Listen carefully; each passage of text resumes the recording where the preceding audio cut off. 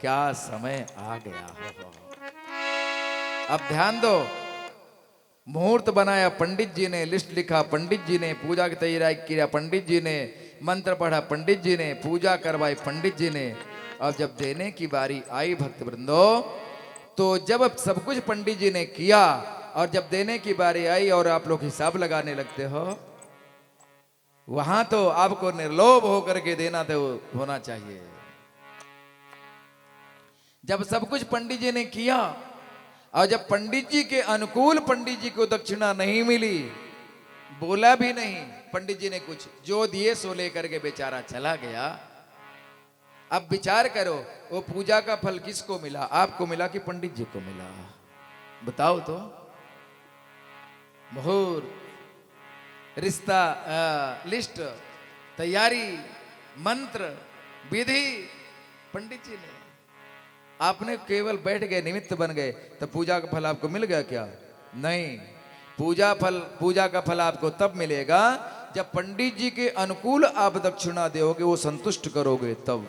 हम नहीं कहते हैं कि कुछ बेच के दे दो, लेकिन दिया है भगवान ने तो धनात् धर्मः तथा सुखम। अगर सुख की अपेक्षा है तो धर्म दिल खोल करके करो।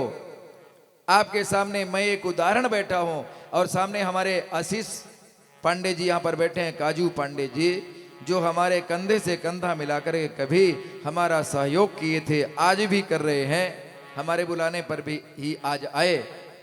तो इनसे पूछिए कि मेरे पास कितना था और मैंने किया तो कर्ज कितना जल्दी पूर्ण हुआ। ध्यान देना भक्त वृंदो, धर्म कार्य का किया हुआ कर्जा और पुत्री के विवाह का कर्जा बहुत जल्दी भगवान पटा देते हैं। सियावर रामचंद्र की जय। उसमें चिंता नहीं करनी चाहिए, दिल खोल करके खर्च करो। है थोड़ा कर्जो ले लो चलेगा, क्योंकि वो पटाने वाला वो है। वो कहता है मेरे नाम से तुम 1 रुपए खर्च करोगे, मैं 1000 रुपए करके तुम्हारा वापस कर दूंगा। क्योंकि किसी का उधारी वो लगता नहीं, उसके पीछे खर्च कर रहे हो तो जरूर आपको देगा, 1000 गुना देगा। तो निष्कपट होना चाहिए, कपट नहीं होना चाहिए। कोई बुरा मत मानना कि ये पंडित जी हैं कथा सुनाते होंगे इसलिए बोलते होंगे। अभी आपको पता है क्या खेड़पुर में कितने सत्यनारायण कथा सुनाने में आता हूं? भक्त वृंदो, आप लोगों के 2 हाथ, 2 कितने हैं? कितना दोगे? ब्राह्मण की झोली नहीं भर पाओगे। ब्राह्मण सदा जो है 1000 हाथ वाले का चिंतन करता है, और जब वो देना प्रारंभ करता है ना ऊपर वाला, तो इतना देता है कि ब्राह्मण की झोली तंग हो जाए, लेकिन उसका देना बंद ना हो। ये मैंने अपने जीवन में अनुभव किया हूं। आप लोगों के लिए, प्रिय के लिए, खुशी के लिए, आप लोगों के सुख के लिए ये बंदा, आपको पता है, दर वर्ष आपके गांव में कथा सुनाता हूं। कोई लोभ, कोई लालच नहीं रहती है कभी, क्योंकि मैं अगर सच्चे भाव से कथा सुनाता हूं, आप सुनते हो कि नहीं सुनते हो मुझे पता नहीं है, पर मुझे विश्वास है अगर मैं प्रभु के लिए मेहनत कर रहा हूं तो मुझे कोई कमी नहीं करेगा। वो रखवाला है, वो व्यवस्था करेगा। याद आता है परम पिता अपने पिताजी की बात, 4 बच्चे हो गए, चिंता करते हो? हमारे भी रहे थे तुम लोग, कैसे पढ़ाया हुआ, कैसे लिखाया होगा, कैसे शादी विवाह किया होगा। अब तुम्हें चिंता हो रही है? अरे जो ला करके लाखों के ग्रंथ रखे हो, घुस करके देखो, कभी कोई जीवन में कमी पड़े बोलना। कोई कमी नहीं है, भगवत कृपा से जो जरूरत पड़ती है प्रभु दे देते हैं। इकट्ठा नहीं है बहुत धन तो क्या हुआ, काम तो चल रहा ना। जिसने इकट्ठा भी किया, क्या लेके गया? नहीं ना, सब यहीं धरा रह जाएगा। निष्काम होने के साथ साथ परमात्मा की भक्ति निष्कपट होनी चाहिए। अहेतु की अप्रतिहता। भक्ति के 2 विशेषण हैं भक्त वृंदो। कितने? 2। भक्ति में कोई कामना नहीं होनी चाहिए, आपत्ति भी विपत्ति में ही परमात्मा याद आए, ऐसा भी नहीं होना चाहिए। प्रतिक्षण स्वाभाविक भगवान से प्रेम होना चाहिए। जैसे माँ का पुत्र के प्रति स्वाभाविक प्रेम होता है, चाहे वो घर में रहे चाहे परदेश में चला जाए, माँ तो उसे किसी न किसी बहाने याद करती रहती है। जैसे परदेश गए हुए प्रीतम का उसकी प्रिया स्वाभाविक चिंतन करती रहती है, ऐसे ही भगवान के प्रति स्वाभाविक प्रीति होनी चाहिए, प्रेम होना चाहिए। सूर्योदय होने पर कमल क्यों खिलता है, चंद्रोदय होने पर कुमुदिनी क्यों विकसित होती है, इसका कोई जवाब नहीं है। ये उनका स्वाभाविक प्रेम है, ये तो सहज प्रीति में होती है। ऐसे प्रभु के प्रति हमारी सहज प्रीति होवे, स्वार्थ भरी प्रीति होवे, स्वार्थ भरी प्रीति न हो। अरे जादू भरी तेरी, जैसे कुमुदिनी, जैसे कमल, जैसे कुमुदिनी चंद्रोदय होने पर खिलती है, ऐसे जब भगवान श्याम सुंदर गौएं चराने चले जाते हैं तो गोपियां भगवान का याद करती रहती हैं। अरे जादू भरी तेरी आंखें जिधर गई, जादू भरी तेरी आंखें जिधर गई, जादू भरी तेरी आंखें जिधर गई, जादू भरी तेरी आंखें जिधर गई, जादू भरी तेरी आंखें जिधर गई, जादू भरी तेरी आंखें जिधर गई, जादू भरी तेरी आंखें जिधर गई, जादू भरी तेरी आंखें जिधर गई, जादू भरी तेरी आंखें जिधर गई, जादू भरी तेरी आंखें जिधर गई, जादू भरी तेरी आंखें जिधर गई,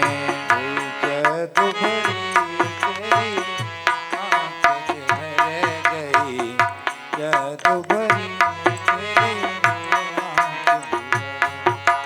नैनों की कटारी बारी बारी छुई छुई छतियां से उतर गई, नैनों की कटारी बारी बारी छुई छुई छतियां से उतर गई, जादू भरी तेरी आंखें जिधर गई, जादू भरी तेरी आंखें जिधर गई। हरि बोल। बहुत सुंदर।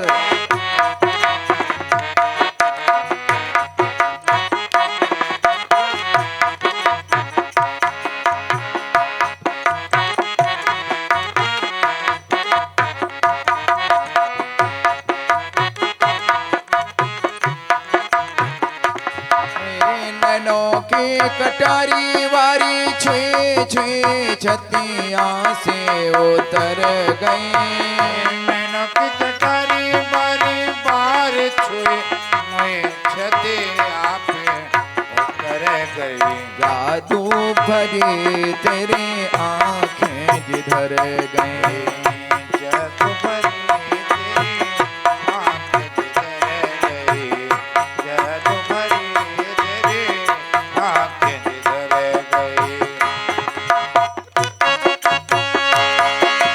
तालियों से स्वागत भगवान के प्रेम में।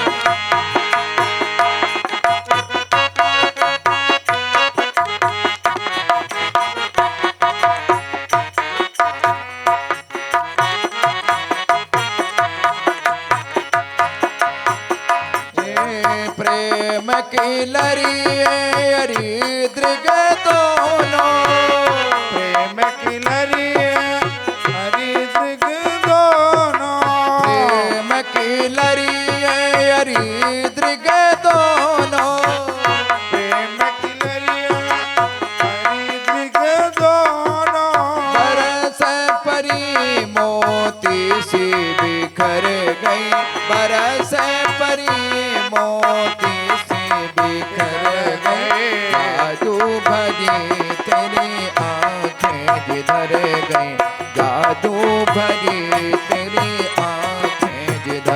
गए। जादू भरी तेरी आंखें जिधर गए, जादू भरी तेरी आंखें जिधर सुंदर भाव।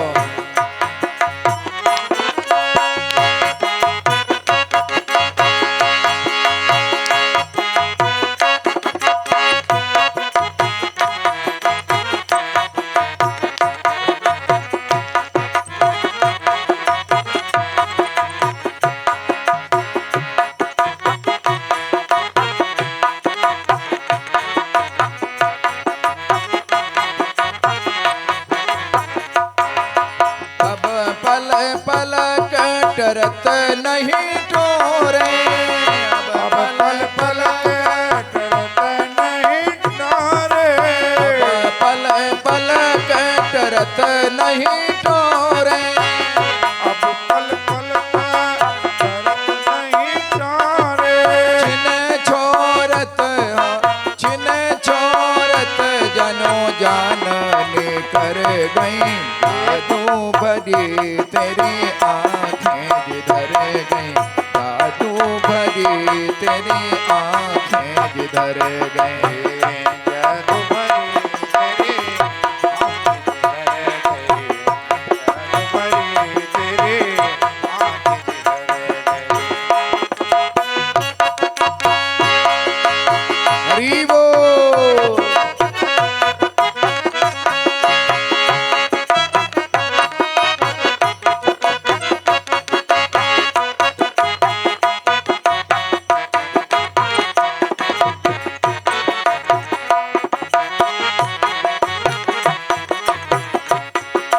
बहुत सुंदर।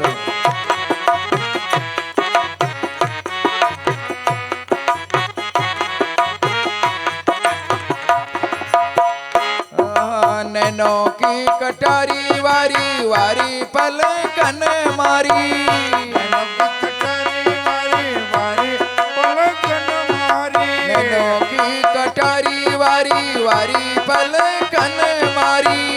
नैनो की कटारी वारी वारी पलकन मारी, जादू की पिटारी दृग, जादू की पिटारी दृग छुई मोए कर गई, जादू भरी तेरी आंखें जिधर गई, जादू भरी तेरी आंखें जिधर गई। जादू भरी तेरी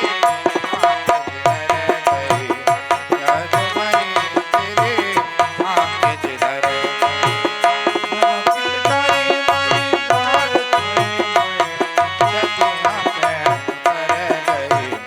जादू भरी तेरी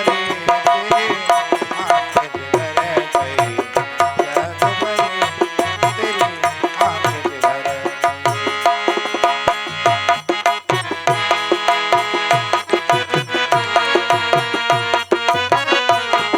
हरि बोल।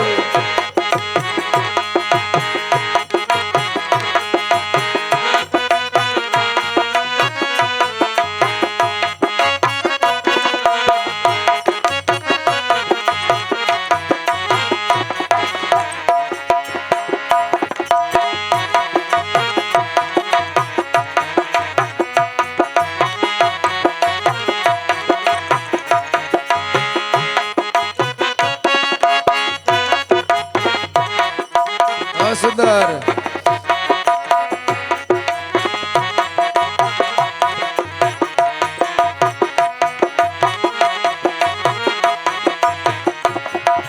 मुकुलित ललित कली हिय विकसित, ललित कलिया विकसित, मुकुलित ललित कली हिय विकसित।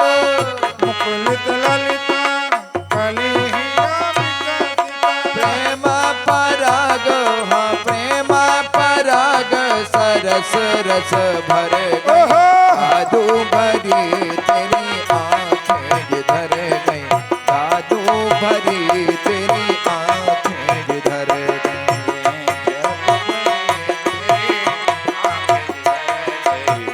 जादू भरी तेरी आंखें जिधर गई।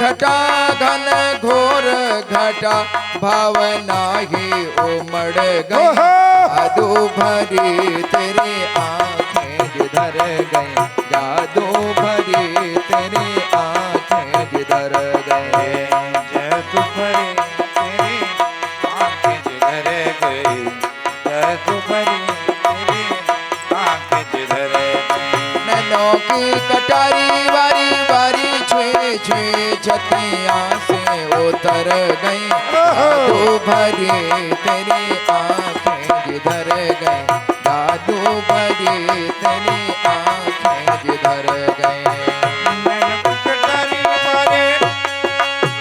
नैनों की कटारी मारे बार छुई मोए छतिया से उतर गई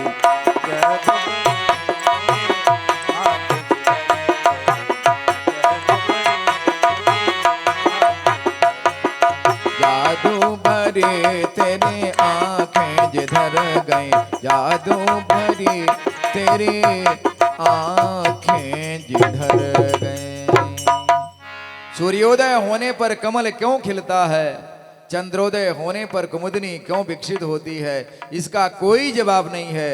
ये उनका स्वाभाविक प्रेम है।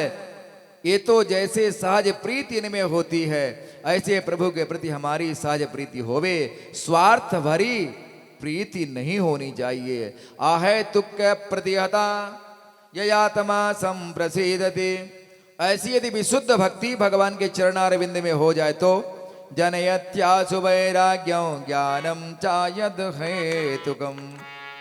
भक्ति के दो ही बेटा हैं, एक का नाम ज्ञान है, दूसरे का नाम वैराग। जब भगवान में भक्ति सुदृढ़ हो जाएगी भक्त वृंदो, तो भगवान के स्वरूप का ज्ञान अपने आप में हो जाएगा और जगत से वैराग्य भी स्वतः हो जाएगा। अलग अलग क्रियाएं नहीं होंगी, अपने आप ही हो जाएगा। अब मीरा जी का चित्त गिरधर गोपाल में ऐसा चिपक गया कि मीरा जी को फिर घर छोड़ने की जरूरत नहीं पड़ी, घर अपने आप छूट गया।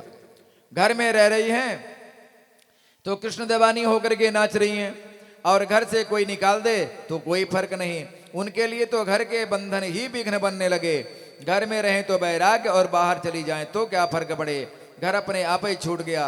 कहाँ कितना बड़ा वैभव, कितनी संपन्नता राजघराने की, पर कृष्ण गृहीत मानसा होते ही अपने आप भगवान का स्वरूप ऐसा ज्ञान हुआ कि जगत से ऐसा वैराग हुआ, कुछ करना नहीं पड़ा, अपने आप सब काम बन गया। तो संसार में जो आसक्ति है वो अपने आप ही छूट जाएगी। कब?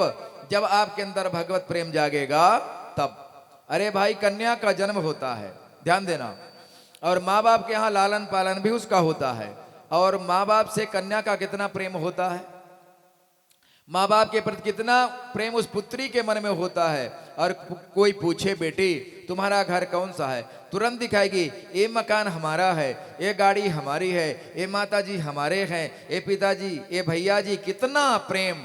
और जहाँ 20 बरस की हुई, घर परिवार वही सब था, और जहाँ विवाह हुआ तब सब कुछ बदल गया।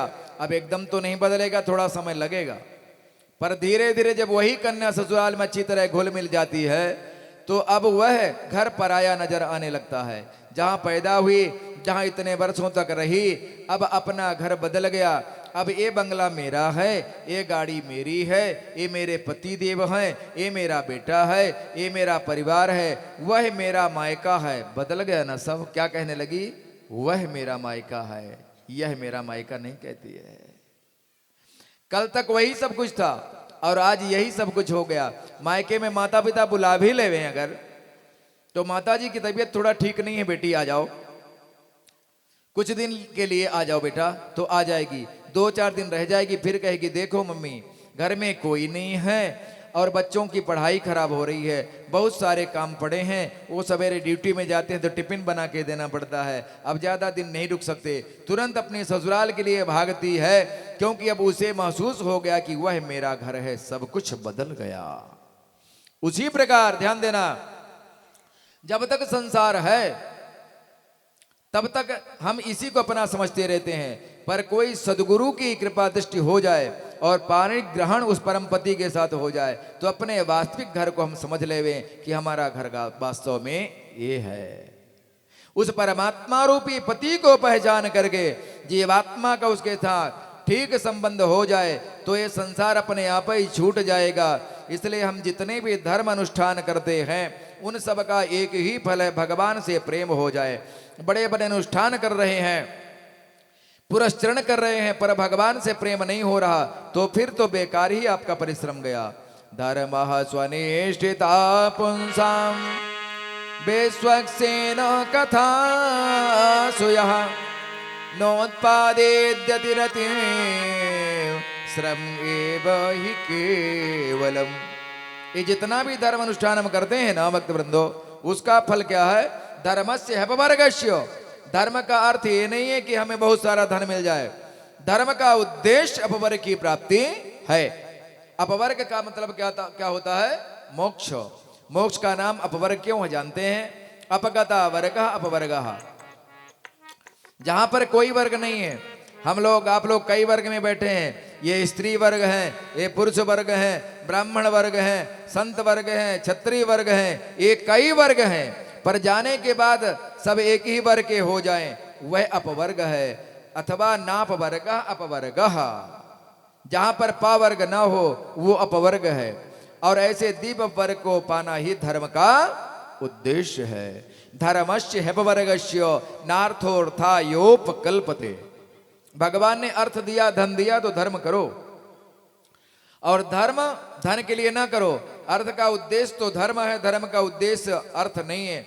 धन से धर्म भी करना चाहिए और जितनी आवश्यकता हो उतना विषय का सेवन भी करना चाहिए। शरीर पर बिल्कुल ध्यान नहीं दोगे तो ये शरीर किसी मतलब का रह जाएगा क्या?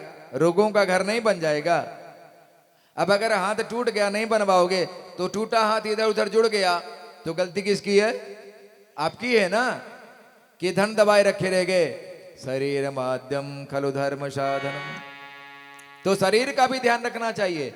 जितना हमें भोजन की जरूरत है उतना भोजन ही देना चाहिए शरीर को। सर्दी गर्मी के अनुसार इसे बचाया भी जाना चाहिए। विषय की भी आवश्यकता है, पर वह विषय इतने हो जिससे शरीर यात्रा सुगमता से चले। इंद्रियों की दास्ता ना करो। हम विषयों का दास इंद्रियों को ना बना लेवें। इंद्रिया हमारे अनुसार चले, हम इंद्रियों के अनुसार ना चले। कामस्य नांद्रिय प्रीति ही। इस जीवन में कितने, इस जीवन रथ में कितने घोड़े हैं? 10। और 10 घोड़ों की लगाम अगर स्वतंत्र कर दोगे तो क्या हो जाएगा? किसी गड्ढे में ये रथ गिरेगा कि नहीं? पूर्ण नियंत्रण आपके हाथ में इन घोड़ों का होना चाहिए।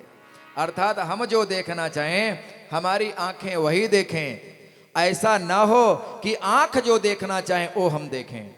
हम जो सुनना चाहें कान वह सुने। ऐसा ना हो कि कान जो सुनना चाहें वो हम सुने। हम जो कहना चाहते हैं हमारी वाणी वही कहे। ऐसा ना हो कि जो वाणी कहना चाहे वह हम कहें अनर्गल। कुल मिलाकर के ये समझिए कि ये घोड़े हमारे नियंत्रण में रहें, हम घोड़ों के अधीन ना चलें। सो इंद्रियों की दास्ता के लिए हम विषय सेवन ना करें।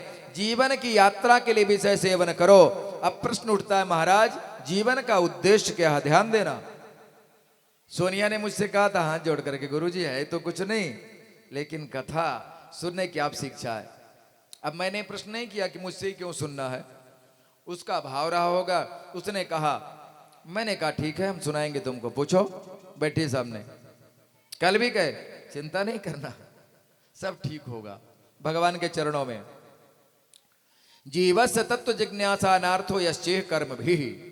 बहुत कर्म कर लेना जीवन की सार्थकता नहीं है भक्त वृंदो। क्योंकि बहुत कर्म करने के बाद भी जब तक तत्व ज्ञान नहीं हुआ तब तक आपका जन्म मरण चलता ही रहेगा। इसलिए जीवन का परम लक्ष्य क्या है? उस परम तत्व को जानना। क्योंकि उस परम तत्व को जाने बिना जन्म मरण की यात्रा पूर्ण होने वाली नहीं है।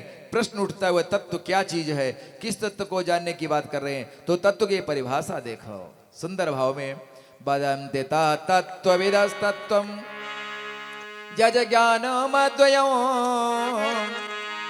ब्रह्मेति परमात्मेति भगवानिति शब्दते। तत्व एक ही है लेकिन एकम सद्विप्रा बहुधा वदन्ति। एक तत्व को तत्ववेता विविध नामों से पुकारते हैं। ज्ञानियों से कहो उसी तत्व को ब्रह्म कहते हैं, योगियों से कहो उसी तत्व को परमात्मा कहते हैं, भक्तों से कहो तो भक्त उसी तत्व को भगवान कहते हैं। तत्व एक ही है तो वही सगुण निराकार है, वही सगुण साकार है। अब उदाहरण से समझ ही ले, जैसे बिजली क्या है, एक है। बिजली सब कोई जलाते हो ना, अब तो लालटेन का जमाना गया, बिजली सब कोई जलाते हो, बिजली एक है। तो पहले जब व्यापक थी तो हमारे अनुभव में नहीं थी, पर बिजली का अस्तित्व तो था, परंतु वैज्ञानिकों ने यांत्रिक पद्धतियों के द्वारा बिजली को प्रकट कर दिया। पहले बिजली निर्गुण निराकार रूप में व्याप्त थी, परंतु अनुभूति नहीं हो रही थी। तो जो बिजली है वह ब्रह्म का स्वरूप है। निर्गुण निराकार विद्युत पर यांत्रिक पद्धतियों ने, वैज्ञानिकों ने बिजली को बना लिया, बिजली तैयार हो गई। अब वह बिजली तारों में करंट के रूप में प्रवाहित होने लगी, तो वही बिजली का वह सगुण निराकार रूप हो गया। अब बिजली के तार को हाथ लगा दो तो भयंकर झटका लगेगा कि नहीं लगेगा, करंट, उसमें करंट आ गया।